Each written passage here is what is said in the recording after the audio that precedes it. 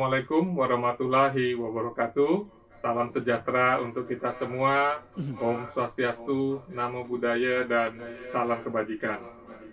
Selamat datang kami ucapkan kepada Bapak Ibu hadirin yang terhormat, Direksi Perusahaan Tercatat, para tamu undangan, serta peserta yang telah hadir pada hari terakhir rangkaian kegiatan Public Expose Live 2022. Sejak hari pertama sampai dengan hari keempat kemarin, telah kita ikuti bersama-sama pemaparan perkembangan terkini kinerja usaha dari 46 perusahaan tercatat dari total 54 perusahaan tercatat yang berpartisipasi pada Public Expose Live 2022 ini. Pada hari terakhir ini, masih ada 8 perusahaan tercatat yang akan memaparkan perkembangan terupdate dan juga rencana usaha ke depan mereka. Hari ini merupakan kesempatan terakhir Bapak Ibu, peserta Public Expose Live 2022, menggunakan sebaik-baiknya waktu untuk mengenal dan mengetahui lebih dalam mengenai kondisi keuangan, perkembangan, rencana ke depan, dan informasi lainnya dari perusahaan tercatat yang akan dipaparkan secara live oleh pihak manajemen perusahaan tercatat. Semoga dengan kemudahan mengakses informasi terupdate tentang kondisi perusahaan tercatat sebagai bentuk perlindungan investor yang kami upayakan ini dapat semakin meningkatkan kepercayaan masyarakat terhadap pasar modal Indonesia. Tentunya, kami juga berharap kegiatan ini dapat meningkatkan likuiditas pasar dan basis investor domestik. Selamat mengikuti acara Public Expose Live 2022. Semoga dapat menjadi tambahan informasi dalam menentukan keputusan berinvestasi Bapak Ibu para investor ke depannya. Terima kasih. Maju terus pasar modal Indonesia.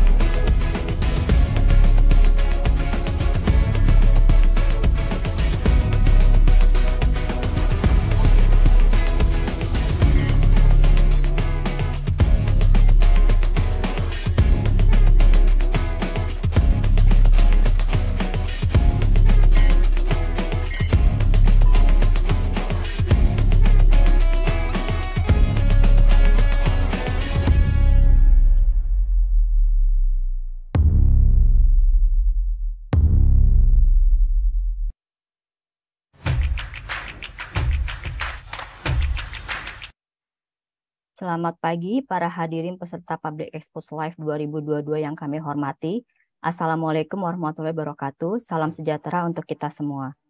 Terima kasih kami ucapkan atas kehadiran Ibu dan Bapak dalam acara Public Expose Live 2022 dalam rangka 45 tahun diaktifkannya kembali Pasar Modal Indonesia. Pada sesi Public Expose kali ini akan dibawakan oleh PT Telkom Indonesia Persero Tbk. Sekilas informasi mengenai PT Telkom Indonesia Persero Tbk, perseroan telah tercatat di Bursa Efek Indonesia pada tanggal 14 November 1995 dengan kode perdagangan TLKM yang bergerak di bidang penyelenggara jaringan dan jasa telekom, sehingga perseroan diklasifikasikan dalam sektor infrastruktur. Kami ingin menginformasikan kepada seluruh peserta bahwa pada sesi Public Expose Live 2022 terdapat fitur terjemahan bahasa Inggris yang dapat diakses oleh peserta pada tombol Interpretation pada panel bawah Zoom Webinar. Silahkan klik tombol interpretasi, kemudian pilih saluran audio Inggris atau Indonesia, klik Mute Original Audio untuk menyembunyikan suara pembicara, dan hanya mengaktifkan suara juru bahasa. We would like to inform all of the participants that in the Public Expose Live 2022 session, there is an English translation feature, which participants can access on the interpretation button on the bottom panel of the Zoom webinar. Please click the interpretation button, then select the English or Indonesia language audio channel, click Mute Original Audio to hide the speaker's voice, and only activate the interpreter's voice. Perlu kami ingatkan bahwa peserta Public Expose Live 2022 dilarang merekam dan menyebarluaskan sesi Public Expose ini tanpa izin resmi dari Bursa Efek Indonesia. Hadirin yang kami hormati, saat ini telah hadir di hadapan Ibu dan Bapak sekalian, manajemen perseroan. Yang pertama adalah Bapak Heri Supriyadi, selaku Direktur Keuangan dan Manajemen Resiko. Selamat pagi Pak Heri. Selamat pagi Bu Vera, selamat pagi Bapak Ibu semua. Berikutnya adalah Bapak Budi Setiawan Wijaya, selaku Direktur Strategic Portfolio. Selamat pagi Pak Budi. Selamat pagi Bu Ro, selamat pagi. Pagi. Berikutnya adalah Bapak Aditya Yulit Sriyadi Raharja, selaku VP Financial Planning and Analysis. Selamat pagi Pak Aditya. Berikutnya adalah Bapak Andri Herawan Sasoko, selaku POH SVP Korkom dan Investor Relation. Selamat pagi Pak Andri. Selamat pagi Bu Vera. Pagi Pak. Berikutnya adalah Bapak Ahmad Faisal, selaku PGS VP Investor Relation. Selamat pagi Pak Ahmad. Selamat pagi Bu Vera. Pagi Pak. Acara ini akan dimoderatori oleh saya, Vera Florida, yang akan memandu acara ini. Jika ada pertanyaan, kami persilakan Ibu dan Bapak untuk disampaikan melalui fitur Q&A atau kolom pertanyaan pada Zoom yang selanjutnya akan kami bacakan pada sesi tanya-jawab. Kami juga ingin menginformasikan kepada Ibu dan Bapak bahwa pada akhir acara nanti akan ada pengundian hadiah door prize sebesar masing-masing Rp200.000 untuk 3 orang pemenang. Bila ingin berpartisipasi, Ibu dan Bapak cukup mengisi kuesioner pada link yang akan kami sediakan. Link untuk kuesioner tersebut dapat Ibu dan Bapak temukan pada running text yang akan tayang di layar Ibu dan Bapak. Untuk memulai presentasi, saya persilakan kepada Bapak Heri Supriyadi dan Bapak Budi Setiawan untuk memberikan paparan. Kepada Bapak Heri dan Bapak Budi, waktu dan tempat kami persilakan. Terima kasih Bu Vera. Assalamualaikum warahmatullahi wabarakatuh. Salam sejahtera bagi kita semua. Terima kasih kepada Bursa Efek Indonesia atas kesempatan yang diberikan kepada kami untuk melakukan paparan pada Public Expose hari ini.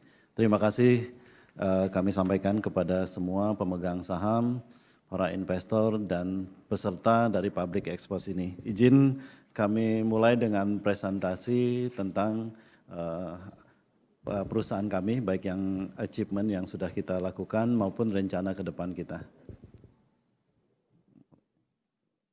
Next.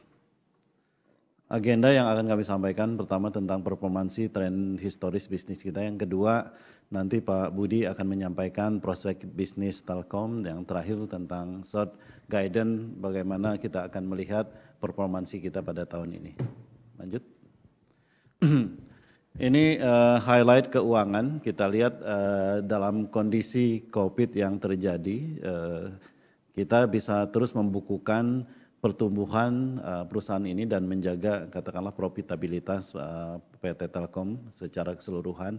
Kalau kita lihat pada periode 2019 sampai 2021, perusahaan berhasil membukukan CAGR sekitar 2,9% di revenue, EBITDA tumbuh sekitar 5,1 dan di net income tumbuh secara impresif sekitar 16,2%. Nah ini berlanjut tren ini hingga pada 6 bulan pada tahun 2022 ini, di mana kita membukukan pertumbuhan revenue 3,6, kemudian di EBITDA 4,5, kemudian di net income sekitar 6,9%. Nah ini dengan kondisi ini semua kita bisa lihat sebenarnya dari kalau full year figures, EBITDA margin maupun net income margin kita sejak tahun 2019 sampai 2021 terus mengalami perbaikan, di mana EBITDA margin pada tahun 2021 sekitar 54,6%, net income margin kita 17,8%, dibandingkan tahun 2019 meningkat cukup signifikan. Kemudian kalau kita lihat dari gambaran ini, hal lain yang ingin kami emphasize adalah kita berhasil memperbaiki portofolio dari pendapatan maupun kontribusi dari net income yang kita miliki. Pada tahun 2019 kita bisa lihat sebenarnya dari sisi pendapatan Telkom ketergantungannya kepada Telkomsel cukup besar, 64%, dan pada saat ini dengan pertumbuhan yang lebih cepat pada sektor non-mobile, maka kita bisa melihat pertumbuhan kontribusi yang semakin membesar dari sektor non-mobile menjadi sekitar 42% dari 35% pada tahun 2019. Nah yang lebih menarik lagi sebenarnya kita bisa lihat dari net income-nya pada sektor non-mobile mengalami pertumbuhan yang luar biasa dalam kontribusinya. Kalau pada tahun 2019 kita dari non-mobile berkontribusi sekitar 10%, pada akhir semester 1 tahun ini kontribusi itu sudah menjadi sekitar 44%. Nah yang kita bisa pahami dari sini, sementara Telkomsel masih memberikan katakanlah profitabilitas yang sangat bagus dibandingkan dengan industrinya, sektor non-mobile sudah memberikan kontribusi yang juga signifikan, dan ini membuat secara fundamental perusahaan ini menjadi lebih solid dan lebih terdiversifikasi portofolio revenue maupun kontribusinya. Lanjut.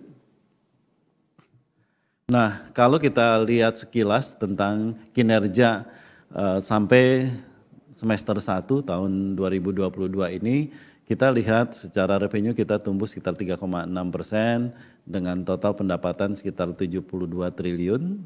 Nah ini diimbangi juga pada saat yang sama kita mampu untuk melakukan cost control yang cukup baik sehingga beban usaha kas kita tumbuh di bawah pertumbuhan revenue, yaitu tumbuh sekitar 2,6% year on year. Nah ini in return kita mendapatkan EBITDA yang tumbuh lebih besar dibanding pertumbuhan revenue tersebut, yaitu sekitar 4,5%, dan di net income kita tumbuh sekitar 6,9%. Dengan kondisi ini kita bisa lihat EBITDA margin kita sekitar 54,8%, kemudian net income margin kita sekitar 18,5%. Ini juga dua-duanya tumbuh dibanding dengan tahun lalu. Driver dari pertumbuhan pendapatan ini terutama dari bisnis kita di IndiHome, sekitar 7,4% year on year pertumbuhannya, dan data dan internet tumbuh sekitar 4,4%. Lanjut.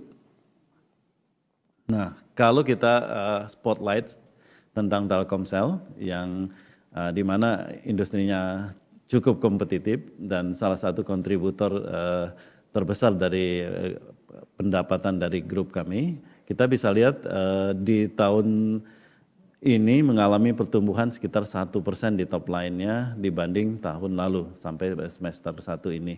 Kemudian dari EBITDA-nya mengalami sedikit koreksi sekitar 1,9% year on year, namun EBITDA marginnya sangat superior, yaitu sekitar 57%, salah satu yang terbaik di industri ini. Kemudian dari net income marginnya juga dengan net income margin sekitar 26 triliun, itu juga merupakan performansi yang sangat superior.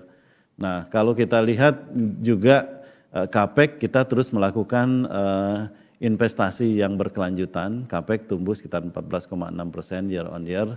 Kita sudah spend sekitar 6,5 triliun sampai semester 1 ini, dan ini merupakan katakanlah engine untuk kita terus menjaga pertumbuhan yang sudah kita capai selama ini. Pada posisi semester 1 tahun 2022 ini total aset Telkomsel tercatat 99,7 dengan pelanggan hampir 170 juta dan BTS yang kita miliki sekitar 255.000. Lanjut. Kemudian kalau kita lihat di dalam detail revenue-nya, Telkomsel memang tumbuhnya hanya 1% kalau dari revenue-nya. Tapi kita pahami sebenarnya kami masih memiliki bisnis legacy sekitar 18% dari total total revenue di Telkomsel.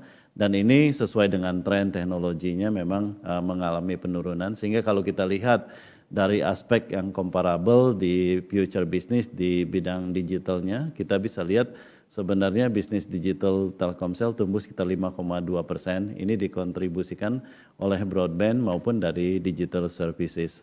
Kemudian yang menopang ini adalah pengguna data. Pengguna data di Telkomsel itu adalah sekitar 120 juta pada posisi Juni tahun ini. Kemudian penggunaan data dari masing-masing subscriber itu sudah mengkonsumsi sekitar 11,6 gig. Ini juga tumbuh sekitar 17% year on year. Artinya terus terjadi konsumsi yang sehat. Kalau kita lihat secara traffic datanya tumbuh sekitar 21% year on year-nya. Nah, dari perangkat yang dimiliki oleh konsumennya Telkomsel, pelanggannya Telkomsel, pelanggan yang memiliki 3G atau 4G handset itu ada sekitar 129,6 juta. Ini merupakan katakanlah pengguna dari data yang kami sampaikan tersebut. Nah, dari BTS on air kita memiliki sebenarnya BTS yang dalam bentuk data ini 3G, 4G dan 5G sejumlah 205.000 ya, tersebar di seluruh Indonesia dan ini tumbuh hampir 10% year on year. Jadi yang bisa kita katakan di sini alat produksi kami, infrastruktur kami memang infrastruktur yang sesuai dengan tren bisnis yang ada, yang bisa membuat perusahaan ini continue untuk tumbuh dan memberikan layanan yang terbaik bagi pelanggan kita. Kemudian yang bisa kami sampaikan di sini Telkomsel tetap fokus pada bisnis digital sebagai pendorong pertumbuhan dan dengan kontribusi di atas 80% tersebut. Dari aspek digital bisnis, kita memberikan beberapa layanan dari sini di bidang video, games, musik, kemudian di connectivity di bidang orbit, kemudian ada beberapa solusi lainnya, misalnya di financial service dan lain-lain. Lanjut. Nah, tadi kalau kita sampaikan tentang bisnis secara financial, sedikit tentang operasional yang di Telkomsel. Secara keseluruhan bagaimana katakanlah network Telkom yang memberikan katakanlah fundamental untuk bisnis kita baik di connectivity, akses maupun di platform. Kita bisa katakan kita sudah mengakses, menghubungkan hampir 500 ibu kota, kabupaten maupun kota di Indonesia. Kita juga secara geografis present di 10 global office di Singapura, Hong Kong, Australia, USA dan lain-lain. Nah, kalau kita lihat dari ID ring kami, kita bisa sampaikan kami memiliki kabel sepanjang 171.000 km lebih. Ini kira-kira 4 kali keliling dunia, di mana ini menjangkau domestik maupun internasional dan jangkauan kepada ibu kota kabupaten backbone-nya sekitar 458 ibu kota kabupaten di Indonesia. Kemudian di udara kami memiliki beberapa satelit dengan jumlah transponder sekitar 109, kemudian ada juga point operation kami di sekitar 62 dan 58, yang 62 yang domestik maupun 58 di internasional. Kemudian kalau secara akses tadi disampaikan jumlah BTS sekitar 255.000. Kemudian kita memiliki tower yang ada di Mitratel dan masih ada sekitar 4.000 di Telkomsel, sekitar 36.787, dan kita bisa dikatakan pemilik tower paling besar di Asia Tenggara ini ya. Nah kemudian kita juga memiliki beberapa beberapa juta optical port yang menjamin katakanlah akses untuk jaringan IndiHome kita. Nah, kalau untuk di platform highlight yang bisa kita sampaikan di sini, kita memiliki 27 data center, 5 data center termasuk dalam tier 3 dan 4, kemudian ada di luar, kemudian ada 4 data center di dalam negeri, kemudian ada juga 18 data center New Centric yang tersebar di beberapa kota di Indonesia.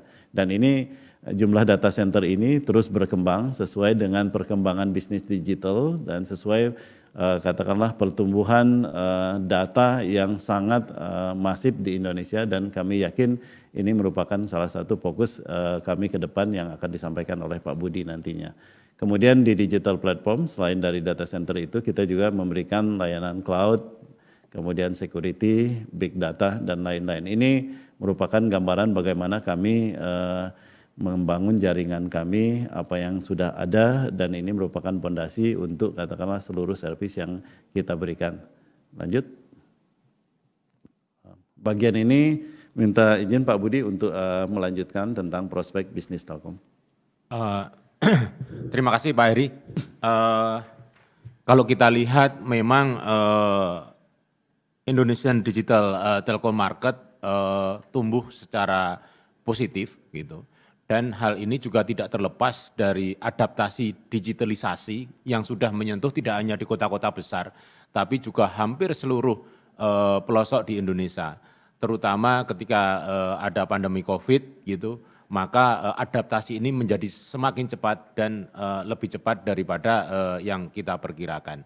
Dan hal ini juga terbawa ketika pada kondisi post-pandemi.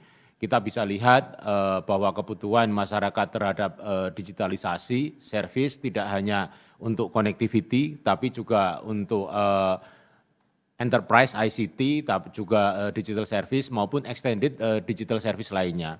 Tentu saja ini merupakan hal yang positif bagi kami, artinya pangsa market Telkom akan menjadi semakin luas dan semakin lebar. Untuk itu kami mempunyai 3 domain bisnis gitu yang akan kita fokuskan. Yang pertama adalah digital connectivity sebagai backbone kita tentunya. Terus kemudian yang kedua adalah digital platform gitu ya, pengembangan terhadap kapabilitas bisnis untuk menyediakan platform-platform digital seperti data center dan lain-lain. Terus kemudian investasi di digital services untuk meluang market gitu ya, termasuk juga value creation dari sisi enterprise value. Nah, memang untuk lebih memfokuskan effort kami dalam masuk ke area-area tersebut, maka Telkom Group menjalankan strategi yang kita kenal sebagai 5 bold move, yang terdiri dari inisiatif atau program Fixed Mobile Convergence, terus kemudian yang kedua adalah pembentukan infraco, terus kemudian konsolidasi data center, terus kemudian setup vehicle untuk B2B digital IT services, dan perusahaan digital company atau Digico yang melayani ke arah platform digital, baik yang B2C maupun B2B. Oke, next. Nah, ini adalah strategi utama kita, 5 bold move gitu, yang terus secara konsisten kita eksekusi. Nah, yang pertama untuk FMC ini bagaimana kita memfokuskan bisnis kita di sisi serviceco untuk produk telco, baik yang B2C dan B2B. Nah, ini kita mencoba elaborate untuk lebih memaksimalkan effort kita gitu ya ke market gitu, agar lebih efisien baik dari sisi CAPEX maupun OPEX, juga lebih luas menjangkau customer kita gitu, baik dari sisi range of product maupun range of harga gitu, dengan mengkombinasikan competitive advantage kita di fixed dan mobile broadband. Terus kemudian yang kedua adalah infraco. Alhamdulillah kemarin kita sudah berhasil meng-unlock, meng-IPO-kan perusahaan tower kita, Mitratel. Nah, kita sekarang dalam proses mengkonsolidasikan fiber optik kita nanti dalam satu unit usaha yang kita sebut sebagai infraco. Nah, berikutnya adalah Disico. Disico ini adalah konsolidasi dari data center kita dengan memanfaatkan competitive advantage kita tidak hanya dari sisi kepemilikan data center, tapi juga dari sisi network dan infrastruktur lainnya yang ada di Telkom Group. Nah, ini kita harapkan nanti bisa memberikan value yang lebih juga kepada pelanggan-pelanggan data center kita. Terus kemudian B2B Digital IT.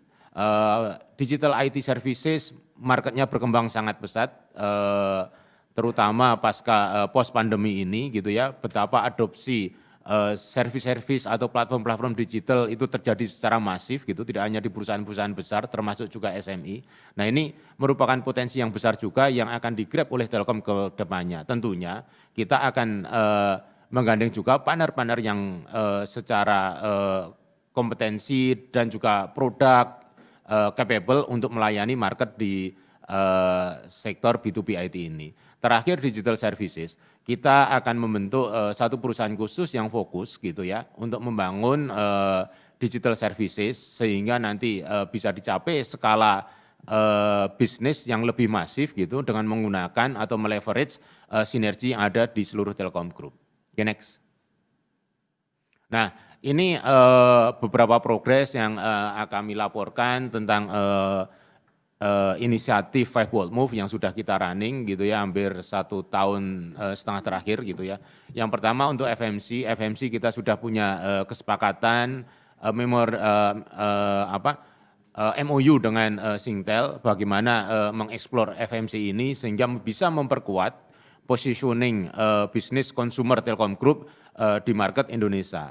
Terus kemudian juga tidak kalah pentingnya kita juga melakukan sosialisasi gitu kepada stakeholder tentang strategi kita di FMC ini. Termasuk juga kita menyiapkan mentransformasi bisnis proses, operating model di internal gitu ya ketika nanti kita luncurkan produk FMC ini. Berikutnya data center, alhamdulillah konsolidasi data center di domestik sudah selesai. Ini akan segera disusul nanti konsolidasi data center kita di luar Indonesia dan ini kita harapkan akan selesai di akhir tahun ini atau di paling lambat di Q1 2023. Kita harapkan nanti di tahun 2020 kita bisa menggrab market share untuk data center ini sebesar 40%. Tentunya di sini juga kita akan menggandeng strategic partner gitu untuk bersama-sama kita memberikan service yang terbaik kepada customer data center di Indonesia. Kemudian B2B Digital IT Service Co kita di sini sudah mulai menggandeng potensial partner hyperscaler, Microsoft, AWS dan lain-lain gitu untuk bersama-sama menggarap market di sini karena cloudifikasi merupakan salah satu solusi yang paling efisien untuk digitalisasi di masa depan. Untuk infraco sekarang lagi dalam proses pembuatan inisiatif, lagi dalam bentuk kajian, bagaimana kita bisa meleverage infrastruktur kita, tidak hanya untuk grup, tapi nanti bisa di-leverage juga untuk operator lain, sehingga nanti bisa didapatkan hasil yang optimal, kira-kira seperti itu, baik dari sisi investasi kita di CAPEX maupun dari sisi operationnya. Terakhir Disico ini juga lagi proses untuk pembentukan digital services gitu, PT-nya gitu. Nah memang di Telkomsel ini sudah berjalan gitu dengan beberapa produk seperti kunci, Vita, terus kemudian Majamojo dan akan diikuti juga oleh beberapa produk lainnya gitu dengan tetap leverage competitive advantage yang ada di grup di Telkom Group. Oke. Next. Mungkin itu Pak Heri dari kami. Terima kasih Pak Budi. Izin melanjutkan tentang guidance.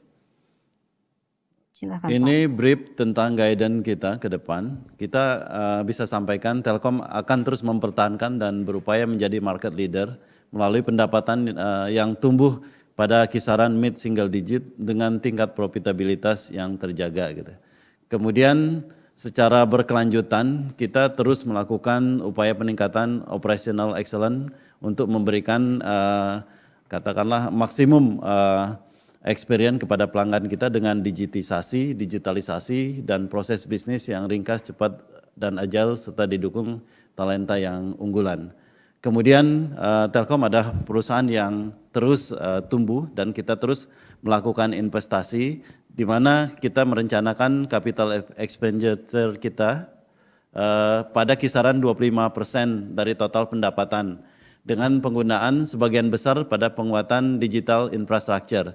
Ini memberikan katakanlah keyakinan kepada kita semua bahwa kita bisa memberikan layanan yang terbaik dan kita bisa terus menumbuhkan sebagaimana guidance yang kita sampaikan pada poin pertama dan kedua tersebut. Demikian presentasi dari kami kembalikan kepada Bu Pera. Terima kasih Pak Heri dan Pak Budi atas pemaparannya yang cukup komprehensif ya Bapak-Bapak sekalian. Dan selamat juga atas pencapaian yang sudah dicapai oleh Telkom selama ini sampai dengan saat ini, khususnya mengenai di bidang digitalisasi Bapak-Bapak sekalian. Karena sesi public expose ini kami lihat cukup antusias Bapak-Bapak, pertanyaannya juga cukup banyak.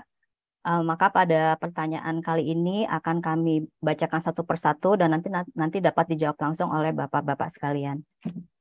Pertanyaan pertama dari Bapak Fadli Utama, apa rencana Telkom ke depannya untuk meningkatkan pendapatan agar pertumbuhan bisa double digit? Silakan Pak. Terima kasih atas pertanyaannya. Kita bisa katakan kita tidak mengatakan kita akan tumbuh double digit.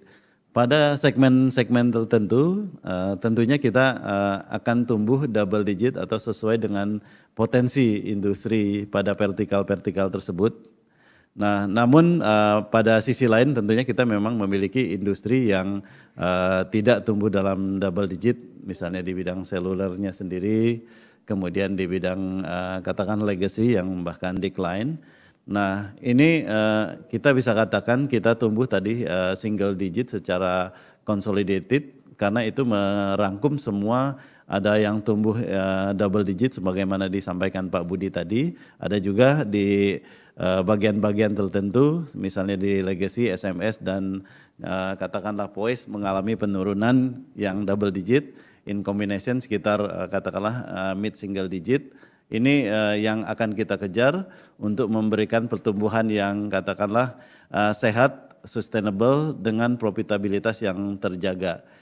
Yang kami bisa sampaikan dalam medium dan longer term, Five Bold Move ini akan memberikan katakanlah competitive advantage dan cara bagaimana kita terus menjaga leadership kita dalam industri dengan bisnis model, operating model yang sesuai dengan industri yang bisa memberikan value yang baik kepada fundamental kita maupun kepada valuation dari perusahaan kita. Jadi kita melihat tidak hanya dari sisi katakanlah profitabilitas, kemudian yang berkelanjutan. Di sini investor juga bisa melihat ketika kita melakukan beberapa unlocking, kita akan mendapatkan sum of part yang lebih besar dibanding katakanlah kita melihat secara integrated. Dan ini ketika kita melakukan unlock, kita believe akan memberikan selain fundamental yang bagus karena kita bermain dalam industrinya itu, kita juga akan mendapatkan katakanlah incremental valuasi terhadap saham kita. Dan itu merupakan salah satu yang ingin kita berikan kepada pemegang saham kita. Kemudian di antara Five Bold Move ini yang sekarang sedang kita lakukan dengan intensif tentunya yang di FMC, kemudian kedua tadi yang disampaikan Pak Budi, kita terus mengembangkan data center kita, kemudian di B2B IT Services, kemudian di Netco yang selanjutnya, di mana kita berharap ini juga menjadi katakanlah fundamental kita di jangka panjang sebagai industry player dan market leader. Kemudian yang terakhir di Digico tadi. Demikian Pak Padli yang bisa kita sampaikan. Terima kasih. Baik, terima kasih Pak. Selanjutnya pertanyaan dari Bapak Alven Delano Roosevelt. Bagaimana dengan 5 bold moves Telkom Group terkait positioning anak perusahaan terutama Telkomsel dan Mitatel? Isunya IndiHome dan Telkomsel akan di-merging karena FMC. Silahkan Pak. Pak Budi silahkan. Terima kasih Pak Alven. Tentunya background dari FMC ini adalah tetap seperti disampaikan di Pak Eri tadi di guideline gitu ya, bahwa kita pengen terus memberikan servis yang terbaik bagi customer di Indonesia, terus kemudian juga mempertahankan positioning kita di industri, kira-kira seperti itu. Nah, untuk FMC sendiri memang kita running berbasis pada reason bahwa ini memang strategi dari hampir semua telco di seluruh dunia gitu ya. Bagaimana kita bisa mengefisienkan capex baik yang di fix maupun di mobile gitu ya, sehingga bisa memberikan hasil yang optimum. Di samping juga sinergi operation gitu ya, marketing dan lain-lain yang tentunya akan memberikan efisiensi juga dalam proses go to market. Kalau kita lihat market di Indonesia saat ini jumlah household di seluruh Indonesia mungkin sekitar 60-an juta gitu ya. Nah kita lihat ya katakanlah yang affordable terhadap host broadband gitu, home broadband itu mungkin sekitar 25 sampai 30-an juta. Nah pada saat ini semua operator gitu ya, kalau di total mungkin masih di bawah sekitar 11 atau 12 juta. Jadi market di di household ini masih sangat besar. Cuman yang menjadi tantangan adalah tidak semuanya itu memang bisa terjangkau oleh fiber. Terus kemudian juga membutuhkan juga pendekatan-pendekatan baik dari sisi produk, teknologi, pricing yang sesuai dengan kondisi masing-masing pelanggan. Sehingga dengan sinergi antara produk fix dan broadband ini kita harapkan kita bisa memberikan range yang lebih luas baik dari sisi produk, teknologi dan juga pilihan harga kepada pelanggan sehingga tadi untapping market dari 25 sampai 30 juta household ini bisa kita segera dapatkan. Kira-kira seperti itu. Nah, memang nantinya akan ada operating model baru gitu yang kita yang akan diterapkan gitu ketika nanti terjadi penggabungan ini. Terus kemudian bagaimana kita juga bisa meleverage gitu ya data-data yang ada di kami, bagaimana itu bisa juga nanti memberikan guidance untuk memberikan service yang terbaik kepada customer, termasuk juga dari sisi perencanaan produk maupun pengembangan network. Nah, sesuai milestone memang sinergi ini akan kita mulai tahun depan, tapi seperti kami sampaikan tadi di awal bahwa prosesnya sendiri sudah kita jalankan gitu pada saat ini gitu. Bagaimana kita mentransform gitu unit-unit yang terkait sehingga ketika ini jalan ini menjadi siap gitu ya, sehingga target yang kita harapkan bisa segera tercapai. Kira-kira seperti itu. Baik Pak Budi, terima kasih. Pertanyaan selanjutnya mungkin masih berhubungan dengan merger Telkomsel dan IndiHome ya Pak. Dari Pak Haris ini pertanyaannya kapan Pak waktunya? Dan dari Bapak Ananda Satrio Ramadan, pertanyaannya adalah strategi Telkom Group terhadap mergernya Telkomsel dengan IndiHome nanti bagaimana? Silakan Pak. Ya, memang prosesnya lagi berjalan gitu. Kita harapkan milestone akan terjadi di tahun depan. Tentunya ini akan melalui governance yang diperlukan gitu ya. Termasuk juga beberapa persetujuan gitu yang harus kita lalui gitu. Jadi itu semua proses akan kita lewati. Kira-kira seperti itu. Nah, terus kemudian pertanyaan yang Pak Ananda tadi. Strategi Telkom Group terhadap mergernya Telkomsel dan IndiHome. Oke. Ya, Ya memang kalau dari sisi strateginya sebenarnya kita mencoba gitu ya, terjadinya merger ini terjadi secara soft landing kira-kira seperti itu, sehingga tidak akan memberikan dampak yang signifikan baik ke pelanggan maupun potensial pelanggan, itu sangat penting. Sehingga memang pasti akan ada masa-masa transisi di mana di masa transisi itu kita bisa set up proses ataupun operating model yang tepat, sehingga sekali lagi pelanggan kita dan potensial market gitu bisa tetap tergarap atau termaintain secara optimal gitu. Pak Heri ada tambahan? Terima kasih Pak Budi. Yang kita bisa sampaikan begini, ini proses seperti yang disampaikan Pak Budi masih berjalan. Pada saat ini kita mendefinisikan bagaimana operating model setelah IndiHome itu bergabung dengan Telkomsel, yang kita bisa lihat secara umum segmen consumer akan dikelola di Telkomsel dengan berbagai katakanlah kombinasi teknologi fixed dan mobile tadi yang disampaikan Pak Budi. Tentunya di sana akan ada value added yang kita bisa identifikasi dari sekarang, dan itu yang sedang kita bentuk dalam operating model tersebut. Nah, pada prosesnya governance akan berjalan, tentunya ini harus dilakukan dengan transaksi yang secara fair dan transparan. Nah, ini akan kita lakukan dan kita harapkan seperti yang disampaikan Pak Budi, antara akhir tahun atau awal tahun bisa kita selesaikan. Selanjutnya tentunya kita melakukan konsolidasi secara operasional dengan utamanya kelanjutan servis harus tetap terjaga dengan baik. Kemudian any value added dan sinergi yang sudah kita identifikasi bisa kita jalankan secara smooth sehingga kita bisa mendapatkan value added dan memberikan nilai tambah yang maksimum kepada pelanggan kita. Demikian Bu Vera. Terima kasih Pak Budi dan Pak Heri atas penjelasannya. Pertanyaan berikutnya dari Bapak Sahrul Ramadan. Kapan target teknologi 5G bisa merata di seluruh Indonesia, mengingat ekosistem atau device belum terlalu banyak? Silakan Pak. Terima kasih pertanyaannya. Bapak sebenarnya mengadres situasi yang ada pada saat ini. Kalau kita bisa katakan secara singkat, ketika kita mengembangkan satu bisnis itu teknologi ready, kemudian market juga ready gitu ya, sehingga kita bisa mengoptimumkan value-nya bagi masyarakat maupun bagi kita sendiri.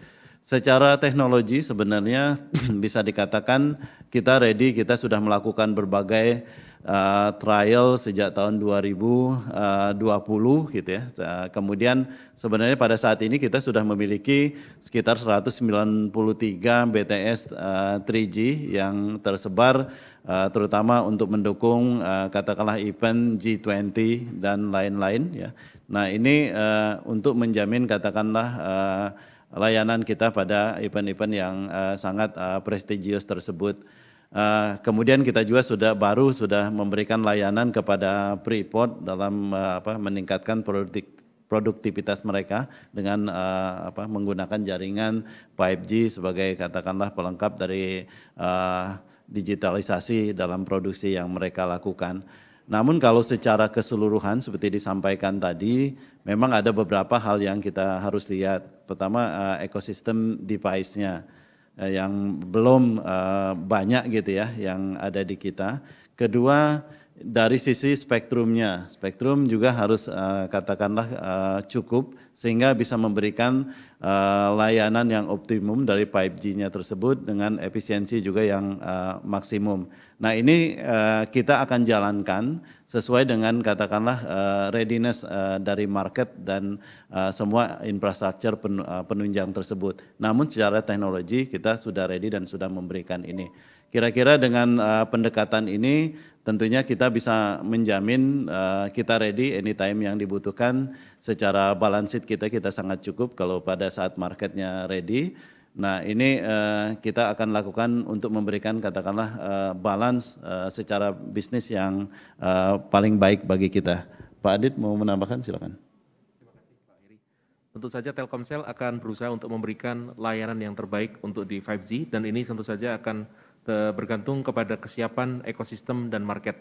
Pada saat peluang itu siap dan tentu saja terus kami bangun bersama, kami akan optimalkan untuk Indonesia. Terima kasih. Baik, terima kasih Pak Heri dan Pak Adit. Untuk pertanyaan 3 Pak, tadi sebelumnya pertanyaan mengenai 5G, ini sekarang pertanyaan mengenai 4G Pak. Ini dari Bapak Arif Budianto. Izin bertanya, sudah sampai mana progres Telkom dalam jaringan 4G? Silakan Pak. Nanti izin Adit nambahkan. Kita bisa sampaikan kita memiliki 154.704 BTS 4G sampai dengan bulan Juni tahun 2022 ini dengan population coverage yang lebih dari 96% dari penduduk.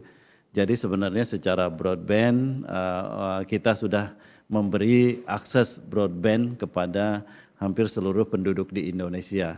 Nah ini 4G yang kita miliki pada saat ini merupakan katakanlah tulang punggung utama yang untuk memberikan digital konektivitas kepada seluruh masyarakat di Indonesia. Dan kita masih melihat 4G sampai 5G bisa masif merupakan 4G akan masih merupakan tulang punggung utama untuk digital konektivitas bagi seluruh konsumen di Indonesia. Silakan Pak Adit. Jadi sampai saat ini population coverage dari 4G di Indonesia yang bisa kita cakup sudah mencapai lebih dari 96%. Dan pertumbuhan payload yang ada di sana lebih dari 20%, sehingga ini kita sikapi dengan pertumbuhan jumlah BTS yang dari tahun ke tahun untuk 4G juga masih tumbuh dengan setara, yaitu sekitar 24%. Dan tentunya kita terus berusaha untuk mendeliver layanan yang terbaik dalam 4G. Ini terbukti dengan experience dan konsistensi yang selalu optimal kepada pelanggan Telkomsel. Terima kasih. Demikian Bu Vera. Terima kasih Pak Heri dan Pak Adit. 2 pertanyaan terakhir ya Pak. Pertanyaan pertama adalah dari Bapak Arya Imanuddin Koswara. Bagaimana kebijakan dividen Telkom untuk tahun depan?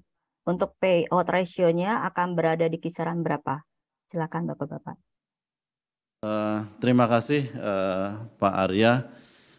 Kami bisa sampaikan sebenarnya per assumption tentang dividen payout ratio kita itu ada pada kisaran 60-70% payout, dan ini kita konsisten menjalankan katakanlah policy ini dalam beberapa tahun terakhir ini.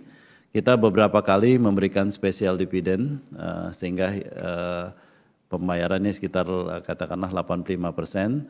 Namun kisaran ini kami kira quite comparable ya dengan industri yang ada, dan sebenarnya kita juga selain mempertimbangkan dividen, kita juga mempertimbangkan sebenarnya capex yang akan kita spend. Dalam konteks ini ketika kita misalnya hanya membayar 70%, kita yakin sebenarnya cash flow yang kita miliki, excess cash ataupun katakanlah cash dari operasional yang kita miliki akan kita investasikan pada bisnis-bisnis yang bisa memberikan return yang lebih baik kepada para pemegang saham kita. Dan ini bisa meyakinkan kita dalam posisi seperti strategi kita terus menjadi market leader di industri ini, dan di mana kita menaruh investasi kita bisa taruh di segmen-segmen yang tadi disampaikan oleh Pak Budi yang memberikan pertumbuhan yang tinggi dan masa depan yang baik, misalnya di data center, submarine kabel dan lain-lain. Ini yang bisa kami sampaikan Pak. Terima kasih. Terima kasih Pak Heri. Pertanyaan terakhir Pak dari Bapak Muhammad Fauzi Wibisono. Peluang bisnis apa yang dianggap Telkom menjadi future growth engine? Peluang bisnis apa yang dianggap Telkom menjadi future growth engine-nya perusahaan? Silakan Pak. Silakan mungkin Pak Budi. Terima kasih Pak Muhammad Fauzi Wibisono. Jadi memang tadi kami sampaikan dengan seiring berkembangnya digitalisasi, adopsi semakin masif gitu. Terus kemudian juga kita lihat ini menyentuh tidak hanya di kota-kota besar, tapi juga 4-tier, 3-tier, city juga sudah mulai mengadopsi, tidak hanya untuk enterprise yang besar juga, tapi juga SME, bahkan individu gitu ya. Nah, kita tetap berkeyakinan bahwa data dan digital service termasuk juga digital platform seperti yang kami sampaikan di depan akan menjadi sumber pertumbuhan pendapatan kami di masa depan. Baik itu dengan memanfaatkan dari platform mobile maupun fixed broadband. Memang kalau kita lihat pada saat ini banyak pemain juga yang datang dari luar negeri, tapi kami yakin dengan competitive advantage yang ada di kami, gitu, kami tetap bisa berkembang dan unggul dalam persaingan. Kira-kira seperti itu, Bu Vera. Terima kasih. Baik, terima kasih Pak Budi dan Bapak-Bapak sekalian atas penjelasannya, atas pertanyaan yang disampaikan oleh publik. Sebenarnya masih banyak pertanyaan yang disampaikan melalui kolom Q&A Bapak dan Bapak sekalian. Namun waktu juga yang membatasi sesi tanya jawab kali ini, maka dengan ini kita akhiri sesi tanya jawab. Kami mohon maaf atas pertanyaan Ibu dan Bapak yang belum terjawab. Apabila terdapat pertanyaan lebih lanjut, silakan Ibu dan Bapak dapat menghubungi Investor Relation atau unit terkait dari PT Telkom Indonesia Persero Tbk melalui portal komunikasi yang dimiliki perseroan. Kami ingatkan kembali Ibu dan Bapak bahwa pada akhir sesi akan ada pengundian hadiah door prize masing-masing sebesar Rp200.000 untuk 3 orang pemenang. Untuk berpartisipasi dalam pengundian, mohon dapat mengisi kuesioner untuk meningkatkan layanan dan kualitas acara kita di tahun depan. Link untuk kuesioner tersebut dapat Ibu dan Bapak temukan pada running text yang akan tayang di layar Ibu dan Bapak sekalian. Terima kasih. Selanjutnya, sebelum acara Public Expose Live sesi ini kami tutup, kami persilahkan kepada Bapak Heri Supriyadi untuk memberikan closing statement yang ingin disampaikan kepada publik. Kepada Bapak Heri Supriyadi, waktu dan tempat kami persilahkan. Terima kasih Bu Vera. Bapak, Ibu, peserta Public Expose Live 2022, kami bisa sampaikan demikian paparan kami pada acara hari ini. Kami mengucapkan terima kasih yang sebesar-besarnya kepada Bursa Efek Indonesia dan atas kesempatan yang telah diberikan. Telkom Indonesia secara berkelanjutan akan terus berupaya memberikan kebermanfaatan terbaik bagi seluruh pemangku kepentingan melalui upaya-upaya peningkatan kualitas operasi serta strategi transformasi jangka pendek menengah melalui pipe move untuk senantiasa menjadikan Telkom memiliki daya saing dan leadership di industri dan semakin menjadikan Telkom sebagai emiten terbaik untuk berinvestasi. Akhir kata, terima kasih atas kepercayaan yang diberikan kepada Telkom untuk bersama-sama membangun negeri yang kita cintai ini. Wassalamualaikum warahmatullahi wabarakatuh. Waalaikumsalam. Hadirin yang kami hormati, usai sudah paparan publik yang disampaikan oleh PT Telkom Indonesia Persero Tbk, mari kita beri aplaus untuk para penyaji dari PT Telkom Indonesia Persero Tbk.